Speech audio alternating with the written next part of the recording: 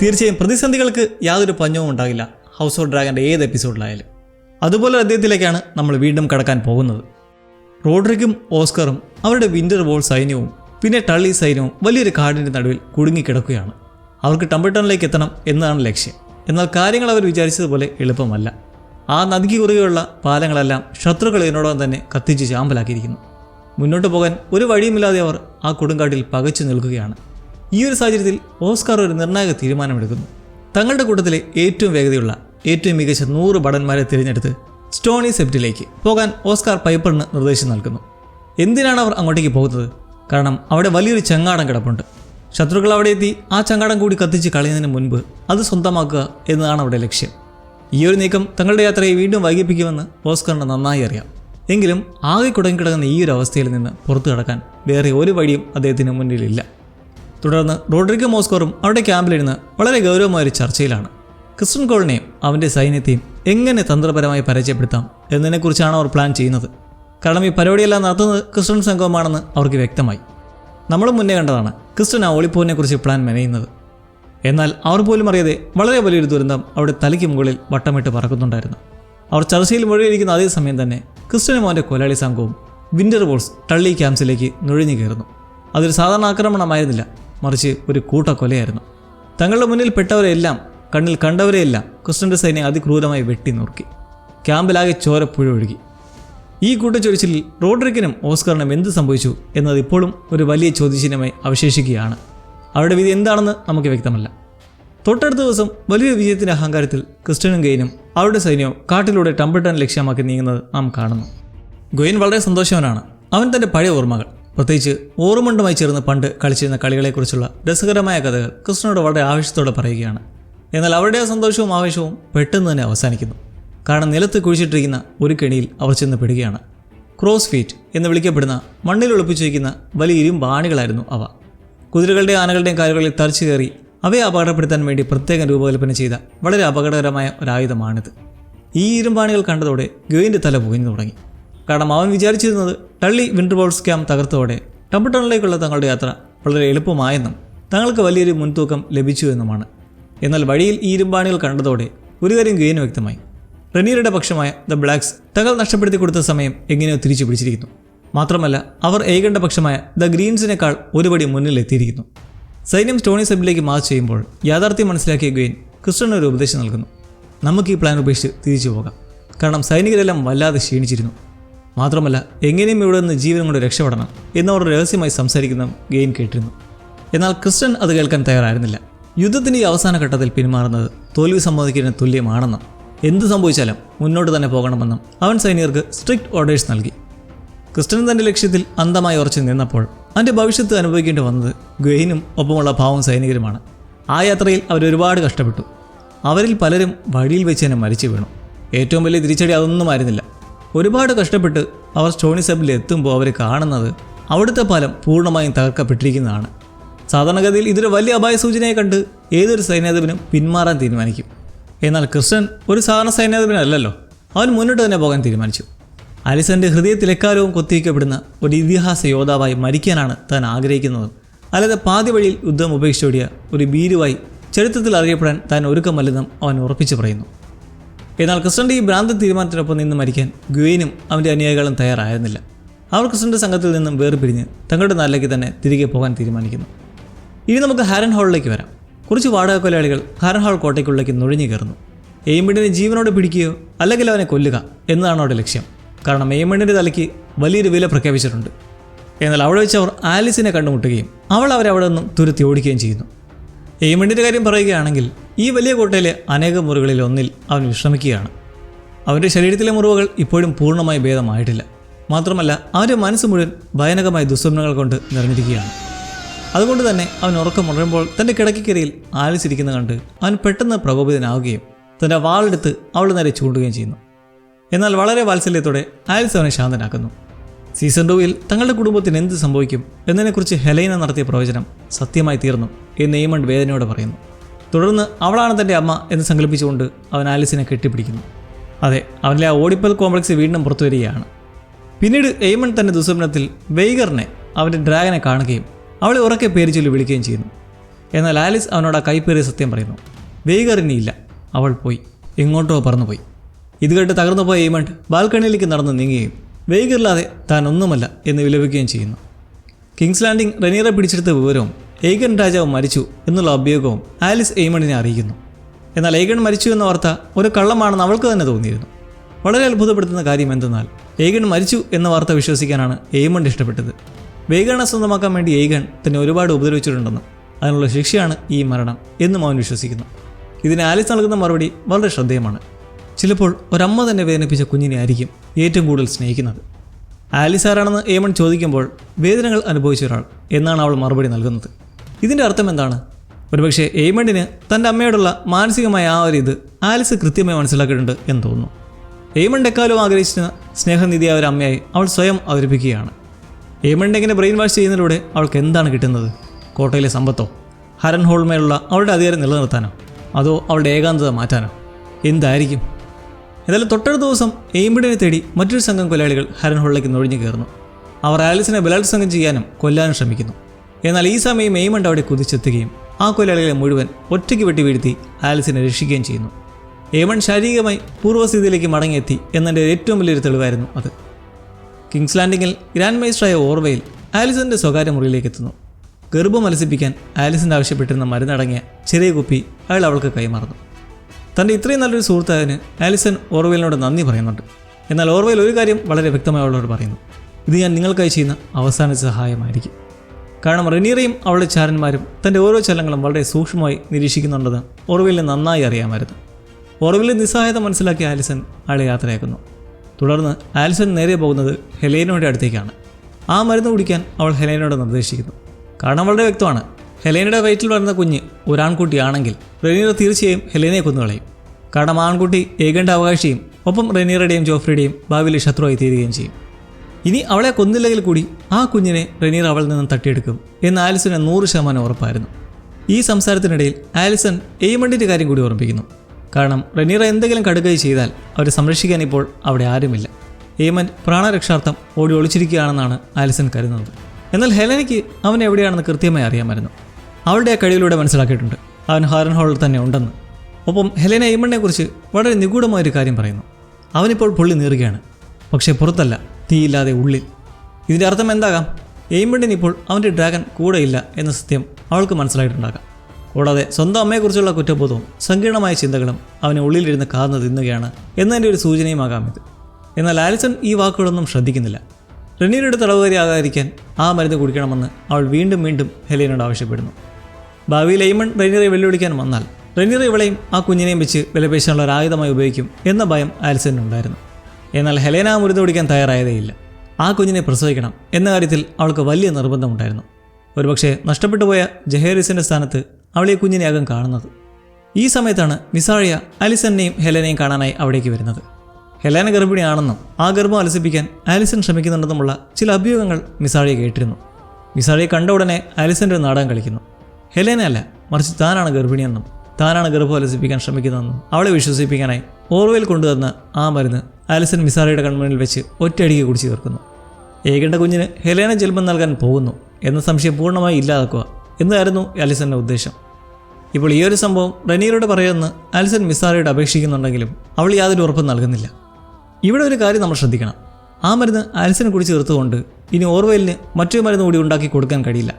അതിനർത്ഥം ഹെലേന കുഞ്ഞിന് ജന്മം നൽകും എന്നത് തന്നെയാണ്, അവൾ മരിച്ചില്ലെങ്കിൽ. അതുകൊണ്ട് തന്നെ ജീവൻ രക്ഷിക്കാൻ അവർക്ക് റെഡ് കേപ്പിൽ നിന്നും എങ്ങനെയെങ്കിലും രക്ഷപ്പെട്ടേ മതിയാകും. ആ മരുന്ന് കുടിച്ചതിൻ്റെ കടുത്ത വേദന കടിച്ചിറക്കിയിരിക്കുമ്പോഴാണ് ആലിസൻ്റെ അവിടെ ജോലി ചെയ്യുന്ന ഒരു തോഴിയെ ശ്രദ്ധിക്കുന്നത്. അപ്പോൾ അവളുടെ മനസ്സിൽ ഒരു പുതിയ പ്ലാൻ ഉദിക്കുന്നു. തൻ്റെ വില കൂടിയ മാല നൽകി ആ തോഴിയെ വശത്താക്കുക, 2 തോഴിമാരുടെ വസ്ത്രങ്ങൾ സംഘടിപ്പിക്കുക, തുടർന്ന് താനും ഹെലനയും തോഴിമാരെ വേഷം മാറി കോട്ടയിൽ നിന്നും വളരെ രഹസ്യമായി പുറത്തു കടന്ന് കിങ്സ് ലാൻഡിങ്ങിലെ എവിടെയെങ്കിലും പോയി ഒളിക്കുക. ആലിസൻ്റെ ഈ പ്ലാൻ ഹെലനയോട് പറയുമ്പോൾ അവൾ ആദ്യം ചോദിക്കുന്നത് ജഹേറയുടെ കാര്യമാണ്. കുഞ്ഞിനെന്ത് സംഭവിക്കും? ആരും അറിയാതെ വളരെ പെട്ടെന്ന് രക്ഷപ്പെടേണ്ടത് കൊണ്ട് ജഹേറയെ ഒപ്പം കൂട്ടാൻ കഴിയില്ലെന്ന് ആലിസൺ പറയുന്നു.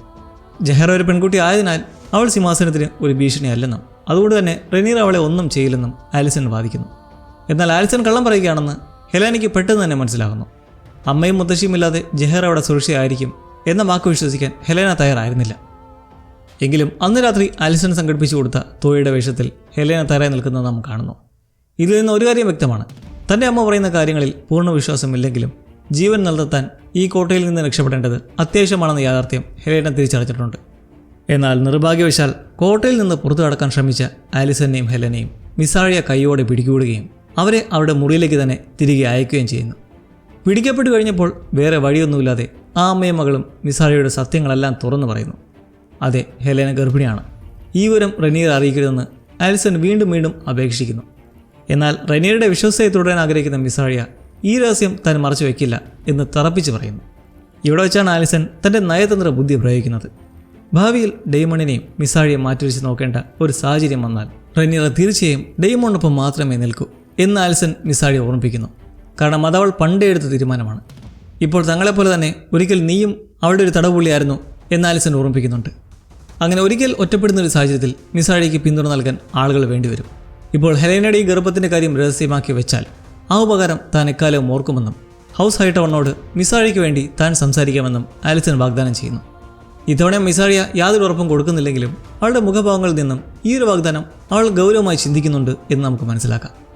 അന്ന് രാത്രി ആലിസൺ ഉറങ്ങാൻ കിടന്നതിന് ശേഷം ഹെലേന അവളുടെ മുറിയിലേക്ക് ഒരു പൂച്ചയെ വളരെ ശ്രദ്ധയോടെ നിരീക്ഷിക്കുന്നത് നമ്മൾ കാണുന്നു.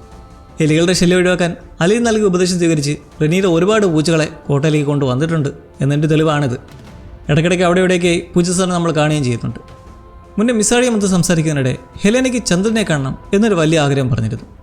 എപ്പോഴും എന്തെങ്കിലും വ്യത്യസ്തമായ കാര്യങ്ങൾ ചെയ്യുന്ന അവളുടെ സ്വഭാവം ഇവിടെയും കാണാം. അതുപോലെ തന്നെ അവളിപ്പോൾ പൂച്ച കയറി നിൽക്കുന്നതുകൊണ്ട് അങ്ങോട്ടേക്ക് ചെല്ലുമ്പോൾ വളരെ നിർണായകമായ ഒരു കാര്യം കണ്ടെത്തുകയാണ്. ആലിസന്റെ മുറിയിലുള്ള ഒരു രഹസ്യപാത കോട്ടയ്ക്ക് പുറത്തേക്ക് കിടക്കാനുള്ള വഴിയാണെന്ന് കരുതി ഹെലേനയും ആലിസനും ഒരു വിളക്കും കയ്യിലെടുത്ത് ആ തുരങ്കത്തിലേക്ക് പ്രവേശിക്കുന്നു. എന്നാൽ കുറച്ചു ദൂരം മുന്നോട്ട് പോയപ്പോൾ അവർ ചെന്നെത്തിയത് അടഞ്ഞു കിടക്കുന്ന ഒരു വലിയ ഭിത്തിയുടെ മുന്നിലാണ്. A dead end. ഇതിനിടയിൽ പൂച്ചയുടെ പെട്ടെന്നുള്ള ശബ്ദം കേട്ടുപിടിച്ച് ഹെലേനയുടെ കയ്യിൽ നിന്നും വിളക്ക് താഴെ വീഴുന്നു. അതോടെ അവർ ആ കൂരിരുട്ടിൽ ആ തുരങ്കത്തിനുള്ളിൽ കുടുങ്ങിപ്പോകുന്നു. കാരണം അവർ കടന്നു വന്ന ആ രഹസ്യവാതിൽ ഉള്ളിൽ നിന്നും തുറക്കാൻ സാധിക്കുന്ന ഒന്നായിരുന്നില്ല. അവർ മൊത്തത്തിൽ ട്രാപ്ഡായി കഴിഞ്ഞിരിക്കുന്നു. ഇനി അവർ ആ തുരങ്കത്തിൽ കിടന്ന് മരിക്കുമോ? അതിനുള്ള സാധ്യത കാണുന്നില്ല. ആലിസനും ഹെലേനയും പേടിച്ച് വിറച്ച് നിൽക്കുമ്പോൾ ആ പൂച്ച മറ്റൊരു വഴിയിലൂടെ നടന്നു പോകുന്നു കാണാം. അതുകൊണ്ട് ആ പൂച്ച പോയ വഴിയിലൂടെ പിന്തുടരാൻ അവർക്ക് കഴിഞ്ഞാൽ ഒരുപക്ഷെ ആ തുരങ്കത്തിൽ നിന്നും പുറത്തു കടന്ന് കിങ്സ് ലാൻഡിങ്ങിലെ തെരുവുകളിലേക്കോ അല്ലെങ്കിൽ വേറെ എവിടെയെങ്കിലോ എത്താൻ അവർക്ക് സാധിച്ചേക്കാം. മറ്റൊരു ഭാഗത്ത് എയ്ഗണും ലാരിസും കാട്ടിലൂടെ നടന്നു നീങ്ങുകയാണ്. കാരണം റൂഗ്രസിൽ തുടർന്ന് ആ ജാനോസിൻ്റെ ശല്യം സഹിക്കാൻ എയ്ഗൺ തയ്യാറായിരുന്നില്ല. വെൻഡിഷ് ടൗണിൽ വെയ്ഗണിനെ കണ്ടിട്ടുണ്ട് എന്നൊരു വിവരം എയ്ഗൺ ലഭിച്ചിരുന്നു. അതുകൊണ്ട് അങ്ങോട്ടേക്ക് പോയി തൻ്റെ സഹോദരൻ എയ്മണ്ടിനെ കണ്ടുപിടിക്കാനാണ് ഏഗൻ ലക്ഷ്യമിടുന്നത്. ഇനി അവിടെ അവനെ കണ്ടില്ലെങ്കിൽ നേരെ ഹാർഡൻ ഹാളിലേക്ക് പോകാനും ഏഗൻ പ്ലാൻ ചെയ്യുന്നുണ്ട്. എന്നാൽ അവിടെ മുന്നിലെ ഏറ്റവും വലിയ പ്രശ്നം എന്തെന്നാൽ ഇത്രയും ദൂരം അവർക്ക് കാൽനടയെ സഞ്ചരിക്കണം. അവർക്ക് ഈ കാടിനെക്കുറിച്ചോ പോകുന്ന വഴിയെക്കുറിച്ചോ യാതൊരു ധാരണയുമില്ല. മാത്രമല്ല വഴിയിൽ വെച്ച് റിവർമെൻ അവരെ ആക്രമിച്ചാൽ സ്വയം പ്രതിരോധിക്കാൻ അവർക്ക് യാതൊരു മാർഗവുമില്ല. ഈ പ്രായോഗികമായ ബുദ്ധിമുട്ടുകൾ ലാരിസ് ചൂണ്ടിക്കാണിച്ചപ്പോൾ ഏഗൻ വല്ലാതെ ദേഷ്യപ്പെടുന്നു.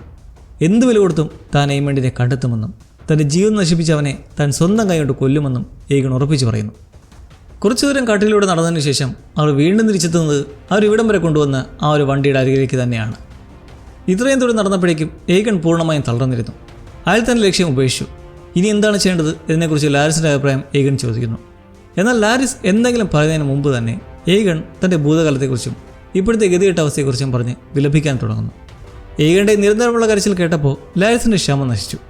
അയാൾ തൻ്റെ സ്ഥിരം വിനയമുള്ള മുഖംമൂടി വലിച്ചെറിയുകയും ഏഗണിനെ ഇൻറ്റൻസായി വിമർശിക്കാൻ തുടങ്ങുകയും ചെയ്തു. ലാരിസ് ഏഗണിൻ്റെ മുഖത്ത് നോക്കി യാഥാർത്ഥ്യം വിളിച്ച് പറയുന്നു, നിങ്ങളുടെ ഈ ഒരു അവസ്ഥയ്ക്ക് നിങ്ങൾക്ക് ലോകത്തുള്ള എല്ലാവരെയും കുറ്റപ്പെടുത്താം. എന്നാൽ ഈ ഒരു പതനത്തിന് ഏറ്റവും വലിയ കാരണം നിങ്ങൾ തന്നെയാണ്. ഇത്രയും വലിയ സൗഭാഗ്യങ്ങളോടെ കുടുംബത്തിലെ മൂത്ത മകനായി ജനിച്ച് മികച്ചതെല്ലാം ജീവിതത്തിൽ ലഭിച്ചിട്ടും ഇപ്പോൾ ഇങ്ങനെ കിടന്ന് വിലപിക്കുന്നത് വളരെ അപഹാസ്യമായ ഒരു കാര്യമാണെന്ന് അയാൾ പറയുന്നു. തന്നോട് ഇത്രയും ധിക്കാരത്തോടെ സംസാരിച്ചതിന് ഏഗൺ സൺഫയറിൻ്റെ ആ ഒരു ചെതമ്പിൽ വെച്ച് ലാരിസിനെ കുത്തുവെന്ന് ശരിക്കും കരുതി. എന്നാൽ ലാരിസ് പറഞ്ഞ ആ യാഥാർത്ഥ്യം ഏഗണിൻ്റെ കണ്ണ് തുറപ്പിച്ചു. അയാൾ ലാരിസിനൊപ്പം തിരികെ റൂഗ്രസിലേക്ക് തന്നെ പോകാൻ തയ്യാറാകുന്നു. അവിടെ എത്തിയതിനു ശേഷം ഡസ്കണ്ടയിലേക്ക് പോകാനായി ഒരു കപ്പൽ വാടകയ്ക്ക് എടുക്കാൻ ഏഗൺ ലാരിസിന് അനുമതി നൽകുന്നു. കാരണം കാൽനടയായി വെൻഡിഷ് ടൗണിലേക്കോ ഹാരൻ ഹാളിലേക്കോ പോകുക എന്നത് ഒരിക്കലും നടക്കാത്ത കാര്യമാണെന്ന് അയാൾക്ക് മനസ്സിലായിരുന്നു. അവർ സംസാരിച്ചുകൊണ്ടിരിക്കുമ്പോൾ പെട്ടെന്നൊരാൾ അവിടേക്ക് കടന്നു വരുന്നു. അത് ടൈലാൻഡായിരുന്നു. ബാറ്റിൽ ഓഫ് ദ ഗല്ലറ്റ് എന്ന ആ വലിയ യുദ്ധത്തിന് ശേഷവും അയാൾ ജീവനോടെ രക്ഷപ്പെട്ടിരുന്നു. ഏഗണിനെയും കൂട്ടി ഇനി എങ്ങോട്ട് പോകണമെന്നതിനെക്കുറിച്ച് ടൈലാൻഡും ലാരിസും ചർച്ച ചെയ്തുകൊണ്ടിരിക്കുമ്പോൾ ഒരു വലിയ പ്രശ്നം അവിടെ ഉടലെടുക്കുന്നു. ജാനോസിൻ്റെ ഏറ്റവും അടുത്ത സഹായിക്ക് ഒരു സംശയം തോന്നുന്നു. മുഖത്ത് വലിയ പാടുകളുള്ള ആ പുതിയ ആൾ യഥാർത്ഥത്തിൽ ഏഗൺ രാജാവാണോ എന്ന് അയാൾ സംശയിക്കുന്നു. ഈ സംശയം തീർക്കാൻ ജാനോസ് വളരെ രഹസ്യമായി ഏഗണിൻ്റെ ബാഗ് പരിശോധിക്കുകയും അതിൽ നിന്നും രാജാവിൻ്റെ കിരീടം കണ്ടെടുക്കുകയും ചെയ്യുന്നു. കിരീടം കിട്ടി ഉടനെ തന്നെ അതെല്ലാവരെയും കാണിക്കുന്നതിന് പകരം ജാനോസ് അത് ഏകൻ്റെ മുഖത്തിന് നേരെ പിടിച്ച് അവനെ ഇട്ട് വിടക്കാക്കുന്നു. തൻ്റെ യഥാർത്ഥ ഐഡൻറ്റിറ്റി മറ്റുള്ള അറിയുന്ന വലിയ നിർബന്ധമുള്ള ഏകണിന് ഇത് സഹിക്കാൻ കഴിഞ്ഞില്ല. സ്വയം രക്ഷിക്കാൻ വേണ്ടി അവൻ ജാനോസിനെ കുത്തിക്കൊല്ലുന്നു. ഇതോടെ ഇനിയെന്ത് പറയാനാണ്? ടൈലറിനും ലാരിസിനും ഇനി വെറുതെ ഇരുന്ന് എങ്ങോട്ട് പോകണം എന്ന് ചർച്ച ചെയ്യാനുള്ള സമയമില്ല. അവർ എത്രയും വേഗം അവിടെ നിന്നും രക്ഷപ്പെട്ടേ മതിയാകും, അല്ലെങ്കിൽ അവിടുത്തെ ജനങ്ങൾ അവരെ തല്ലിക്കൊല്ലും. മറിച്ച് ജാനോസിൻ്റെ ദുർഭരണത്തിൽ ആ നാട്ടുകാർ പൊറുതിമുട്ടിയിരിക്കുകയാണെങ്കിൽ ചിലപ്പോൾ ഈ 3 പേരെയും അവർ വീരനായകന്മാരായി വാഴ്ത്താനും സാധ്യതയുണ്ട്. റെഡ് കീപ്പിലെ ഇടനാഴികളിലൂടെ റെനീറയും ആഡ്രിയാനും ലേഡി സബീത ഫ്രേയുമായി സംസാരിച്ചുകൊണ്ട് നടക്കുന്നത് നമ്മൾ കാണുന്നു. അവർ തമ്മിൽ വലിയൊരു തർക്കം നടക്കുകയാണ്. രാജകുടുംബത്തിനു വേണ്ടി ഫ്രേ കുടുംബം ചെയ്ത സേവനങ്ങൾക്ക് എന്ത് പ്രതിഫലം നൽകണം എന്നതിനെ ചൊല്ലിയാണ് ഈ തർക്കം. ലേഡി സബീതയ്ക്ക് സ്മോൾ കൗൺസിൽ ഒരു സ്ഥാനം നൽകിയത് തന്നെ വലിയൊരു കാര്യമാണെന്നാണ് റെനീർ വിശ്വസിക്കുന്നത്. എന്നാൽ സബീത അതുകൊണ്ട് മാത്രം തൃപ്തിയല്ല. വിൻ്റർ വോൾസിന് ദ ട്വിൻസിലൂടെ കടന്നു പോകാൻ സൗകര്യം ചെയ്ത് കൊടുത്തതിന് പ്രതിഫലമായി ഹാരൻ ഹോൾ തങ്ങൾക്ക് വേണമെന്ന് അവർ ആവശ്യപ്പെടുന്നു. ക്രിസ്റ്റൻ്റെ ആക്രമണത്തോടെ വിൻ്റർ വോൾസിൻ്റെ യാത്ര തന്നെ ഇല്ലാതായിരുന്നു എന്നത് വേറെ കാര്യം. ഹൗസ് ഫ്രൈയുടെ വിശ്വസ്തതയ്ക്ക് പകരമായി ഹാരൻ ഹോൾ നൽകാമെന്ന് യഥാർത്ഥത്തിൽ ഉറപ്പ് നൽകിയത് ജെയ്സ് ആയിരുന്നു. എന്നാൽ അവൻ മരിച്ചതുകൊണ്ട് ആ കരാറിന് ഇനി പ്രസക്തിയില്ല എന്നാണ് റെനീർ പറയുന്നത്. മാത്രമല്ല എയ്മണ്ടിനെ കൊന്ന് അവൻ്റെ തല കൊണ്ട് തരുന്നവർക്ക് ദ ട്വിൻസ് നൽകാമെന്ന് റെനീർ ഇതിനോടൊപ്പം തന്നെ ഒരു പുതിയ ഉത്തരവ് ഇറക്കിയിരുന്നു. ഫ്രേ കുടുംബത്തിന് വേണമെങ്കിൽ ആ ദൗത്യം ഏറ്റെടുക്കാമെന്നും അങ്ങനെ ദ ട്വിൻസ് അവരുടെ കയ്യിൽ തന്നെ നിലനിർത്താമെന്നും റെനീർ ചൂണ്ടിക്കാണിക്കുന്നു. എന്നാൽ ലേഡി സബീത വിട്ടുകൊടുക്കാൻ തയ്യാറായിരുന്നില്ല. ക്രൈഗന്റെ സൈന്യം ട്രൈഡൻ കടന്നിട്ടുണ്ടെന്നും അതുകൊണ്ട് റെനീറ തൻ്റെ വാക്ക് പാലിച്ച് ഹാരൻ ഹോൾ ഫ്രേ കുടുംബത്തിന് തന്നെ നൽകണമെന്നും അവർ ആവശ്യപ്പെടുന്നു. ഇത് കേട്ട് കടുത്ത നിരാശയും ദേഷ്യവും തോന്നിയ റെനീറ ഒന്നും മിണ്ടാതെ തൻ്റെ അതിർത്തി മുഖഭാവത്തിലൂടെ പ്രകടിപ്പിക്കുന്നു.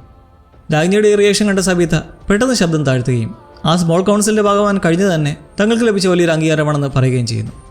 അങ്ങനെ വൈകാതെ സ്മോൾ കൗൺസിൽ മീറ്റിംഗ് നടക്കുകയാണ്. തെരച്ചിലിന് പോയി തിരികെ എത്തിയ ആഡമും ബെയിലയും വളരെ പ്രധാനപ്പെട്ട ഒരു വിവരം സഭയെ അറിയിക്കുന്നു. വെൻഡിഷ്ടൗണിൻ്റെ പ്രാന്തപ്രദേശങ്ങളിൽ ഡ്രാഗണെ കണ്ടതായ വിവരമുണ്ട്.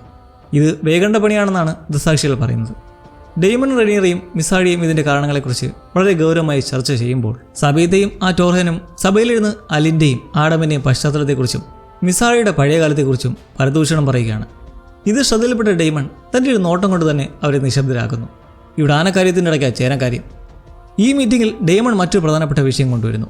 ഡ്രാഗണുകളുടെ പ്രശ്നത്തിന് പുറമെ കിങ്സ് ലാൻഡിങ്ങിനുള്ളിൽ നടക്കുന്ന ആഭ്യന്തര പ്രശ്നങ്ങൾ, അവിടെയുള്ള സുരക്ഷാ സന്നാഹത്തിൻ്റെ ക്രൂരതകൾ, പ്രതികാര കൊലപാതകങ്ങൾ എന്നിവയെക്കുറിച്ചും നമ്മൾ ശ്രദ്ധിക്കണമെന്ന് ഡെയ്മൺ പറയുന്നു. ഫ്ലീ ബോട്ടമിൽ 2 ഗോൾഡ് ക്ലോക്സിനെ കൊല ചെയ്യപ്പെട്ട നിലയിൽ കണ്ടെത്തിയിരുന്നു എന്നാണ് ഡെയ്മണിനെ കൂടുതൽ അസ്വസ്ഥനാക്കുന്നത്. ഈ സമയത്ത് ഓർവെയിൽ മറ്റൊരു റിപ്പോർട്ട് അവതരിപ്പിക്കുന്നു. ക്രിസ്റ്റനും സൈന്യവും ടള്ളി ക്യാമ്പ് ആക്രമിച്ച വിവരവും പാലങ്ങൾ തകർത്ത വിവരവും അയാൾ സഭയെ അറിയിക്കുന്നു. ഈ വാർത്ത കേട്ട ഉടനെ റെനീറ ആഡമിനോടും ബെയിലിയോടും എത്രയും വേഗം റിവർലാൻഡ്സിലേക്ക് മടങ്ങാനും എയ്മണ്ടിന് വേണ്ടിയുള്ള തിരച്ചിൽ തുടരാനും ഉത്തരവിടുന്നു. എന്നാൽ തൻ്റെ ആളുകൾ കൊല്ലപ്പെട്ടിട്ട് റെനീറ അതിന് യാതൊരു വിലയും കൊടുക്കാത്തതിൽ ഡെയ്മൺ വല്ലാതെ അപമാനിതനാകുന്നു. അയാൾ ദേഷ്യത്തോടെ മീറ്റിംഗിൽ നിന്നും ഇറങ്ങി പോവുകയാണ്. സഭയിലുള്ളവരുടെ മുന്നിൽ വെച്ച് തന്നെ അപമാനിച്ചതിന് ഡെയ്മണിനെ ശാസിക്കാൻ റെനീറ അവൻ്റെ പിന്നാലെ പോകുന്നു. എന്നാൽ ഡെയ്മൺ അവൾക്ക് വ്യക്തമായ ഒരു മുന്നറിയിപ്പ് നൽകുന്നു. സാധാരണക്കാർ നിന്നെക്കുറിച്ച് എന്ത് വിചാരിക്കുന്നു എന്നോർത്ത് വ്യാകുലപ്പെടുന്നത് നിർത്തൂ. നിന്റെ ഇത്തരം പ്രതികരണങ്ങൾ ഗോൾഡ് ക്ലോക്സിൻ്റെ ജീവൻ അപകടത്തിലാക്കുകയാണ്. വെയ്ഗാറിനെയും എയ്മണ്ടിനെയും കണ്ടെത്താനാണ് രാജ്ഞിക്ക് താല്പര്യമെങ്കിൽ അതിൽ കുഴപ്പമില്ല. എന്നാൽ ഇങ്ങനെ എടുത്തയാടി പ്രതികരിക്കുന്നത് നിർത്തണമെന്ന് ഡെയ്മൺ പറയുന്നു. അങ്ങനെ സർ ലൂതറിനെ കാണാനായി ഡെയ്മൺ അവിടെ നിന്നും പോകുമ്പോൾ റെനീറയുടെ അവശേഷിക്കുന്ന ഏക മകനായ ജോഫ്രി ദ വെയിലിൽ നിന്നും തിരിച്ച് റെഡ് കീപ്പിൽ എത്തിയിട്ടുണ്ടെന്ന വിവരം ഒരു തോഴി അവളെ വന്നറിയിക്കുന്നു. എന്നാൽ ആ സമയം സ്വന്തം മകനെ പോലും പോയി കാണാനുള്ള മാനസികാവസ്ഥയിലായിരുന്നില്ല അവൾ. ഡെയ്മണും ലൂതറും ഫ്ലീ ബോട്ടത്തിൽ നിരീക്ഷണം നടത്തിക്കൊണ്ടിരിക്കുമ്പോൾ അവർ ഭയാനകമായൊരു കാഴ്ച കാണുന്നു. കൊല ചെയ്യപ്പെട്ട് കുടലുമാലകളെല്ലാം പുറത്തെടുത്ത നിലയിൽ കിടക്കുന്ന 2 സൈനികരുടെ മൃതദേഹങ്ങൾ. ഈ ഒരു വിവരവുമായി ബന്ധപ്പെട്ട് അവിടെ അടുത്ത് തന്നെയുള്ള ഒരാൾ ഒരു പ്രാവ് വഴി ഈ ഒരു കൊലപാതകത്തെക്കുറിച്ചുള്ള സന്ദേശം ഓർമണ് കൈമാറുന്നത് നമ്മൾ കാണുന്നുണ്ട്. ഇതിൽ നിന്ന് വളരെ വ്യക്തമാണ് കിങ്സ് ലാൻഡിങ്ങിൽ നടക്കുന്ന ഈ കൊലപാതകങ്ങൾക്ക് പിന്നിൽ ഓർമണിൻ്റെ തലയാണ് പ്രവർത്തിക്കുന്നത്. തൻ്റെ പ്ലാനുകൾ വിജയിക്കുന്നതിൽ അയാൾ അതീവ സന്തുഷ്ടനാണ്. ടള്ളി വിൻ്റർ വോൾസ് സൈന്യം എത്തുമ്പോഴേക്കും പ്രതിരോധം ശക്തമാക്കുന്നതിനായി ടംബിൾട്ടണിന് ചുറ്റുമുള്ള മതിലുകൾ ബലപ്പെടുത്താൻ അവൻ ജോണിന് നിർദ്ദേശം നൽകുന്നു. അതിനുശേഷം ഓർമൺ ഡെയ്റോണെ കാണാൻ പോകുന്നു. അവരൊരുമിച്ച് വെസ്റ്റ്രോസ് ചെസ് കളിക്കാനിരിക്കുകയാണ്. കളിയിലുടനീളം ഓർമൺ ഡെയ്റോണിന് ചരിത്രപാഠങ്ങൾ നൽകുന്നുണ്ട്, പ്രത്യേകിച്ച് മെറിയ മാർട്ടലിനെ കുറിച്ച്. മെറിയയുടെ യുദ്ധതന്ത്രങ്ങളെ ഓർമൺ വല്ലാതെ പുകഴ്ത്തുന്നുണ്ട്. എന്നാൽ അവൾ ഒരു സ്ത്രീ ആയതുകൊണ്ട് തന്നെ അവളുടെ രൂപത്തെയും ശാരീരിക വൈകല്യങ്ങളെയും കളിയാക്കി തൻ്റെ പുരുഷ മേധാവിത്വം ഓർമണ്ട് അവിടെ പ്രകടിപ്പിക്കുന്നുണ്ട്. ഡ്രാഗണുകളില്ലാതിരുന്നിട്ടും തങ്ങളുടെ അസാമാന്യ ബുദ്ധി കൊണ്ട് ടാർഗറിയൻസിനെ പരിചയപ്പെടുത്താൻ കഴിവുള്ള ഹൈടവർ കുടുംബത്തെയും മെറിയെയും ഓർമൺ താരതമ്യം ചെയ്യുന്നു. തുടർന്ന് ബുദ്ധിയുടെ കാര്യത്തിൽ പുകഴ്ത്തി പറഞ്ഞുകൊണ്ടിരിക്കുമ്പോൾ ആ നടക്കുന്ന ചെസ് കളിയിൽ ഡെയ്റോൺ ഓർമണിനെ പരിചയപ്പെടുത്തുകയാണ്. ഇത് ഓർമണിന് വലിയൊരു നാണക്കേടാകുന്നു. ഇത് മനസ്സിലാക്കി താൻ ജയിച്ചതിൽ ഡെയ്റോൺ ക്ഷമ ചോദിക്കാൻ ശ്രമിക്കുമ്പോൾ വിജയത്തിൻ്റെ പേരിൽ ഒരിക്കലും മാപ്പ് പറയരുത് എന്ന് ഓർമണ്ട് അവനെ ദേഷ്യത്തോട് ഓർമ്മിപ്പിക്കുന്നു. തുടർന്ന് അയാൾ പുതുതായി നിർമ്മിച്ച സ്വർണ്ണ നാണയങ്ങൾ ഡെയ്റോനെ കൊണ്ടുവന്ന് കാണിക്കുകയാണ്. അതിൽ ഡെയ്റോൻ്റെ മുഖമാണ് മുദ്രണം ചെയ്തിരിക്കുന്നത്. ഈ ഡെയ്റോൺ കിങ് ഡെയ്റോണായി അയൺ ത്രോണിൽ ഇരിക്കുമ്പോൾ ഈ നാണയങ്ങളായിരിക്കും രാജ്യത്ത് പ്രചാരത്തിലുണ്ടാകുക എന്ന് ഓർമൺ പറയുന്നു. ഈ സമയം റിവർലാൻഡ്സിൽ വേഗർ ആക്രമിച്ചു എന്ന് പറയപ്പെടുന്ന പട്ടണങ്ങളിൽ ബെയിലിയും ആഡവും പരിശോധന നടത്തുകയാണ്. എന്നാൽ അവർക്ക് അവിടെ നിന്ന് യാതൊന്നും കണ്ടെത്താൻ കഴിയുന്നില്ല. ബെയില യുദ്ധതന്ത്രങ്ങളെക്കുറിച്ച് ചർച്ച ചെയ്യാൻ ആഗ്രഹിക്കുന്നുണ്ടെങ്കിലും ആഡമിന് അവരുടെ ആരോഗ്യത്തിലായിരുന്നു കൂടുതൽ ആശങ്ക. താൻ വല്ലാതെ വിശന്ന് വലിച്ച് ക്ഷീണിച്ചിട്ടുണ്ടെന്ന് ബെയിലിക്ക് തന്നെ നന്നായി അറിയാം. എന്നാൽ അതൊന്നും വകവയ്ക്കാതെ മുന്നോട്ട് പോകാനാണ് അവൾ ആഗ്രഹിക്കുന്നത്. കാരണം ജെയ്സിൻ്റെ മരണത്തിലേക്ക് നയിച്ച ആ വലിയ അബദ്ധത്തിന് ശേഷം റെനിയുടെ മുന്നിൽ തൻ്റെ കഴിവ് തെളിയിക്കേണ്ടത് അവൾക്ക് അത്യാവശ്യമായിരുന്നു. അങ്ങനെ തെളിയിക്കാൻ കഴിഞ്ഞില്ലെങ്കിൽ റെനിയുടെ സാമ്രാജ്യം വികസിപ്പിക്കാൻ വേണ്ടി തനിക്ക് തീരെ ഇഷ്ടമില്ലാത്ത ആരെങ്കിലും വിവാഹം കഴിക്കാൻ റെനിയുടെ തന്നെ നിർബന്ധിക്കുമോ എന്ന വലിയ ഭയം ബെയിലേക്കുണ്ടായിരുന്നു. എന്നാൽ ആഡം അവൾക്ക് നല്ല സപ്പോർട്ട് നൽകി കുറച്ച് ഭക്ഷണം വയറ്റിലേക്ക് എത്തിയാൽ നിന്റെ ആശങ്കകളെല്ലാം മാറിക്കൊള്ളും എന്ന് ആശ്വസിപ്പിക്കുന്നു. പിന്നെ നമ്മൾ ചെല്ലുന്നത് ദ ഗ്രേറ്റ് സെബിലേക്കാണ്. റനീറ ആ ഒരു ഹോളിലിരുന്ന് പ്രാർത്ഥിക്കുമ്പോൾ ഡെയ്മൺ അങ്ങോട്ടേക്ക് വരുന്നു. വിശ്വാസികളുടെയും ജനങ്ങളുടെയും ഒരു വിശ്വാസം നേടിയെടുക്കാൻ വേണ്ടിയാണ് അവളവിടെ പ്രാർത്ഥിക്കുന്നത്. ഡെയ്മൺ അവളുടെ അടുത്തേക്ക് വരുന്നത് ഗോൾഡ് ക്ലോക്സിൻ്റെ മരണവാർത്ത അറിയിക്കാൻ വേണ്ടി മാത്രമായിരുന്നു. തൻ്റെ നഗരത്തിൻ്റെ മതിലുകൾ സുരക്ഷിതമാണെന്ന വിലയിരുത്തൽ തെറ്റായിരുന്നുവെന്നും തൻ്റെ മുഴുവൻ ശ്രദ്ധയും ടംബിൾട്ടണിൽ ആയിരിക്കണമായിരുന്നു എന്നും റനീറ സമ്മതിക്കുന്നു. എന്നാൽ പെട്ടെന്ന് അവൾ വല്ലാതെ തളർന്നു പോകുന്നു. ദൈവങ്ങൾ എന്തുകൊണ്ടാണ് തന്നെ അനുഗ്രഹിക്കാത്തതെന്നും ഏമണ്ടും ഏകണം എവിടെയാണെന്ന് ആർക്കും അറിയാത്തത് എന്താണെന്നും ടംബിൾട്ടണിലെ ഓർമണിൻ്റെ പ്ലാനുകളെക്കുറിച്ച് യാതൊരു വിവരവും ലഭിക്കാത്തത് എന്താണെന്നും ഓർത്തവൾ വിലപിക്കുന്നു. തനിക്ക് ആവശ്യത്തിന് സ്വർണമോ ശക്തമായ ഒരു സൈന്യമോ ഇല്ലല്ലോ എന്നോർത്തവൾ സങ്കടപ്പെടുന്നു. ദൈവങ്ങളോട് പ്രാർത്ഥിച്ചുകൊണ്ട് മാത്രം ഈ പ്രശ്നങ്ങളൊന്നും തീരില്ലെന്ന് ഡെയ്മൺ അവിടെ പറയാൻ ശ്രമിക്കുകയാണ്. എവിടെയാണ് പരിഹാരമുള്ളതെന്ന് അറിയണമെങ്കിൽ റനീറ ഡെയ്മണിനോട് ആവശ്യപ്പെടുന്നു. അങ്ങനെ പ്രാർത്ഥന കഴിഞ്ഞ് റനീറ മകനായ ജോഫ്രിയുടെ മുറിയിലേക്ക് പോവുകയാണ്. അവിടെ അവൻ സുഖമായി ഉറങ്ങുന്ന അവൾ കാണുന്നുണ്ട്. എന്നാൽ അവനെ വിളിച്ചുണർത്താനോ സംസാരിക്കാനോ അവൾ ശ്രമിക്കുന്നില്ല. ഡെയ്മൺ ഗോൾഡ് ക്ലോക്സിനെ കാണാൻ പോകുന്നു. അവരിൽ നിറഞ്ഞു നിൽക്കുന്ന ഭയവും നിരാശയും അവന് വ്യക്തമായി കാണാൻ കഴിയുന്നുണ്ടായിരുന്നു. അവരെ ആശ്വസിപ്പിക്കാൻ വേണ്ടി വെറുതെ ചില വാഗ്ദാനങ്ങൾ നൽകിയ ശേഷം കിങ്സ് ലാൻഡിങ്ങിലെ തെരുവുകളിൽ വീണ്ടും പട്രോളിംഗ് നടത്താൻ ഡെയ്മൺ അവർക്ക് നിർദ്ദേശവും നൽകുന്നു. എല്ലാവരും പോയി കഴിഞ്ഞ ശേഷം പിടിയിലായ ആ കൊലയാളിയെ ലൂതറും ഡെയ്മണും ചേർന്ന് ചോദ്യം ചെയ്യുകയാണ്. ആളുടെ പക്കൽ നിന്നും ഡെയ്റോണിൻ്റെ മുഖമുള്ള ആ പുതിയ സ്വർണ്ണ നാണയം അവർ കണ്ടെടുക്കുന്നു. കിങ്സ് ലാൻഡിങ്ങിൽ നടക്കുന്ന ഈ കുഴപ്പങ്ങൾക്കെല്ലാം പിന്നിൽ ഡെയ്റോണെ സിംഹാസനത്തിലിരുത്താൻ ആഗ്രഹിക്കുന്ന ഓർമണ്ടാണെന്ന് അതോടെ അവർക്ക് ഉറപ്പാകുന്നു. ലൂതറാകട്ടെ ആ കൊലയാളിയെ കൊന്നുകളയുന്നു. ഡെയ്മൺ ആ നാണയവുമായി നേരെ പോകുന്നത് റെനിയുടെ അടുത്തേക്കാണ്. അവളെ നേരം അലീനുമായി സാമ്പത്തിക കാര്യങ്ങൾ സംസാരിച്ചുകൊണ്ടിരിക്കുകയായിരുന്നു. ഇപ്പോൾ ഈ ഒരു നാണയം കൊണ്ട് അവളുടെ മുന്നിൽ വെച്ചിട്ട് ഈ ഒരു വിവരം പറയുമ്പോൾ അവൻ്റെ ഉള്ളിൽ നല്ല ദേഷ്യമുണ്ട്. അന്ന് അവരെ കിട്ടിയപ്പോൾ തന്നെ നമ്മൾ കത്തിച്ച് കളയണമായിരുന്നു എന്ന് പറഞ്ഞുകൊണ്ട് ഡെയ്മൺ വീണ്ടും ഇരുട്ടിലേക്ക് നടന്ന് പറയുന്നു. അങ്ങനെ നമ്മൾ എത്തുന്നത് ഈ അധ്യായത്തിലെ വളരെ ഭയാനകവും ഞെട്ടിക്കുന്നതുമായൊരു കാഴ്ചയിലേക്കാണ്. ഡെയ്മൺ ഗോൾഡ് ക്ലോക്സിൻ്റെ ആസ്ഥാനത്ത് തിരിച്ചെത്തുമ്പോൾ അവിടെ അവനെ കാത്തിരുന്നത് ഒട്ടും പ്രതീക്ഷിക്കാത്തൊരു ദൃശ്യമായിരുന്നു. അവിടെ എന്തോ വലിയ ആക്രമണം നടന്നതായി മനസ്സിലാക്കി അവൻ വളരെ ജാഗരൂകനായി ഉള്ളിലേക്ക് പെരുതി നടന്നു ചെന്നപ്പോൾ അവിടെ കണ്ട ആ ഒരു കാഴ്ച, അവൻ്റെ വിശ്വസ്തനായ സർ ലൂതർ ഉൾപ്പെടെ അവിടുത്തെ മുഴുവനും ഗോൾഡ് ക്ലോക്സും അതിക്രൂരമായി കൊല്ലപ്പെട്ടിരിക്കുന്നു. അത് നമ്മൾ മുന്നേ കണ്ട അതേ മോഡൽ തന്നെ, കുടലുമാലയെല്ലാം പുറത്തേക്ക് വലിച്ചിട്ടിട്ട്. അതൊരു സാധാരണ കൊലപാതകമായിരുന്നില്ല. അത് കണ്ടാൽ ലിയനാർഡോ ഡാവിഞ്ചിയുടെ ദ ലാസ്റ്റ് സപ്പർ എന്ന പ്രശസ്തമായ ചിത്രത്തെ ഓർമ്മിപ്പിക്കുന്ന തരത്തിൽ, എന്നാൽ വളരെ ഭയാനകമായ രീതിയിൽ, മൃഗീയമായ രീതിയിൽ ആ മൃതദേഹങ്ങൾ ഒരു മേശയ്ക്ക് ചുറ്റും ഇരുത്തിയിരിക്കുകയായിരുന്നു. ആ മേശയ്ക്ക് പിന്നിലെ ചുമരിൽ കൊലയാളികൾ ഇങ്ങനെ വലിയ അക്ഷരത്തിൽ എഴുതി വെച്ചിരുന്നു: രാജ്യദ്രോഹികൾക്കൊരു വിരുന്ന്. ഇതിൻ്റെ അർത്ഥം എന്താണ്? ഇത് വളരെ വ്യക്തമായും ഓർമൺ റെനീറയ്ക്ക് നേരെ നടത്തുന്ന ഒരു വലിയ സൈക്കോളജിക്കൽ യുദ്ധമാണ്. അവളുടെ സൈന്യത്തിലെ ഏറ്റവും മികച്ച പോരാളികളെ ഒരൊറ്റ രാത്രി കൊണ്ട് ഇല്ലാതാക്കുന്നതിലൂടെ തൻ്റെ ആളുകൾ റെനീറയുടെ ആളുകളെക്കാൾ എത്രയോ മടങ്ങ് കരുത്തരാണെന്ന സന്ദേശമാണ് ഓർമൺ നൽകുന്നത്. മാത്രമല്ല, ഇത്രയും പേരെ ആരും അറിയാതെ കൊന്നൊടുക്കിയതിലൂടെ റെനീറയും ഡെയ്മണും ഏറ്റവും സുരക്ഷിതമെന്ന് കരുതുന്ന സ്ഥലങ്ങളിൽ പോലും വളരെ എളുപ്പത്തിൽ നുഴഞ്ഞു കയറാൻ തങ്ങൾക്ക് കഴിയുമെന്ന് ഓർമൺ തെളിയിച്ചിരിക്കുകയാണ്. അവരവരുടെ ഡ്രാഗൺസിൻ്റെ അടുത്തേക്ക് എത്തുന്നതിന് മുമ്പോ അല്ലെങ്കിൽ ഡ്രാക്കറിസ് എന്ന് വിളിച്ച് പറയുന്നതിന് മുമ്പോ തന്നെ അവരെ കൊലപ്പെടുത്താൻ തങ്ങൾക്ക് സാധിക്കും എന്നൊരു വലിയ മുന്നറിയിപ്പ് കൂടിയാണത്. ഇതെല്ലാം ചെയ്യുന്നതിലൂടെ ഓർമണിൻ്റെ യഥാർത്ഥ ലക്ഷ്യം എന്താണ്?